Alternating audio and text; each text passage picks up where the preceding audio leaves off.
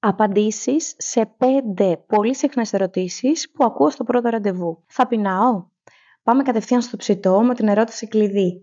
Μία ερώτηση που περικλεί ένα φόβο για την επικείμενη στέρηση ή ίσως και μία πρώτερη άσχημη εμπειρία από προηγούμενες διατροφές. Η σύντομη απάντηση είναι όχι, δεν θα πεινάς. Το πλάνο διατροφής που θα φτιάξουμε για να σου δώσει όλα τα θρεπτικά συστατικά που χρειάζεσαι, να σε βοηθήσει να οργανώσεις την ημέρα σου.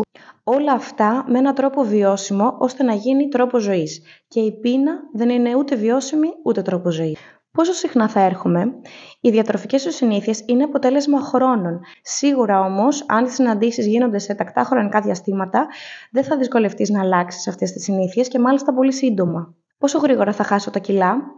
Χωρίς να ξέρω το ιατρικό και διατροφικό σου ιστορικό, το πόσο συχνά έχεις ξανακάνει διατροφές στο παρελθόν, τον τρόπο ζωής σου, την δραστηριότητά σου, τις διατροφικές σου προτιμήσεις και επιλογές και δυνατότητες, θα είναι το λιγότερο αντιεπαγγελματικό να σου δώσω μια απάντηση.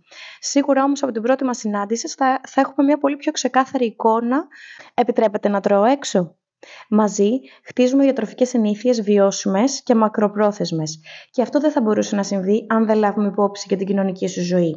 Όλα αυτά είναι μέρος ενός φυσιολογικού τρόπου διατροφής. Πρέπει να ζυγίζω το φαγητό μου?